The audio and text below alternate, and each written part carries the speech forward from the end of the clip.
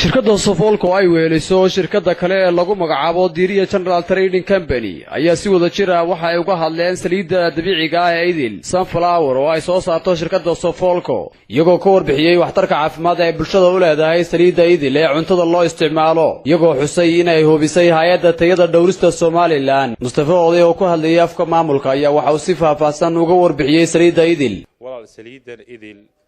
waa saliid aad iyo aad u wanaagsan waa saliid alxamdulillah maanta wadankeena ka soo baxday waa maanta saliid inta badan la sugaayay dhammaan ummadda Soomaaliyeed waa markii ugu horeysay intii aynu qaadanay xornimada jamhuuriyadda Somaliland laga soo saaray wadankeena saliid sunflower waa maanta waa wax u soo kordhay dhammaan ummadda Somaliland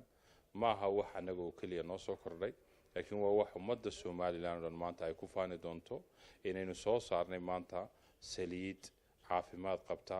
tayadeeda la hubo oo maanta lagu sameeyay wadankeena Somaliland arrintaasi waxay maanta dhiirigelinaysaa dhammaan ganacsatada inta kale inay iyaguna ku dhiiradaan sida ay maanta ay ganacsatadaasi aan ka midnahay ay u sameysay saliid tayo leh oo wadanka lagu soo saaray idil ama sunflower oil walaal waa saliid yani maanta la hubiyay tayadeeda iyo caafimaadkeega inta badan maanta dhibaatada ugu badan waxay naga haysataa wax badan oo inaan ogeyn yani maanta taa anagu aanu ka duulanay ama ay warshadana ka duulaysiba ah inay ummadda u soo saarto saliid caafimaad qabta oo maanta yani tayadeeda la hubo laabkeega la mariyay waana saliid runtii maanta la hubo tayada iyo caafimaadkeega tan maanta aanu keenay waxay ummadda uga duwan tahay waa wax ay taaban karaan waa wax maanta la og yahay halka lagu sameeyay iyo halka ay taalo maanta muuqaalkeegana waad aragteen oo maanta sida ay dhammaan ummadda Somaliland ama ku nool maanta Hargeysa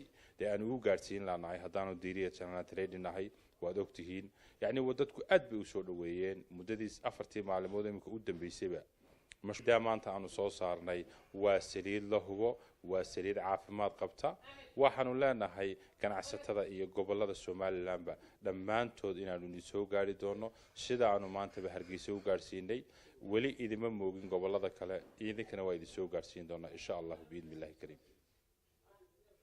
sidoo kale Mustafa Oday waxa uu sheegay xilliga ay gaarsiinayaan gobolada kala duwan ee dalka waxa uu yiri gobolada maanta sida idin muuqato hadda baabuurta baxaysa waxa uu socoto waa Wajaale ilaa iyo Gabiley yani gobol ayaanu insha Allah u gaari doonaa loona gaarsiin doonaa saliidan dhammaan Somaliland hiigsigu ma aha Somaliland oo kaliya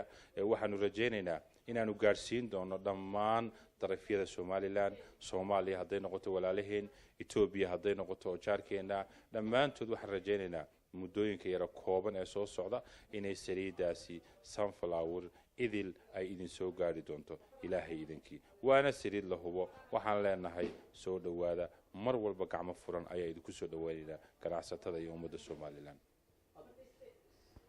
maanay wala mahadiyay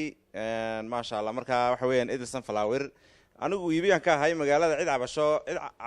cabatin ka keentay ma jirto cid kale ka hadashay ma jirto dhammaan dadweynihii qaatay way mahadiyeen noogu soo wada celiyay bay leeyihiin min walba wuxuu doonayaa inuu wuxuu qaatay inuu maxay tahay feedback soo noqdo wuxuu noqday inay mar labaad xaafad walba qaadato ay dhaadaan saliida ahayn qaadan meena bay adeertii kale wadanka soo galisay tanaba nooga fiican imanka ma sha Allah marka aad buu fiican tahay ma sha Allah saliidu xaafadeedana waan geeyay aad ba loogu mahadiyay ma sha Allah salaamu alaykum Maxamed Jaamac Mal wararka warbaahinta SBC Hargeysa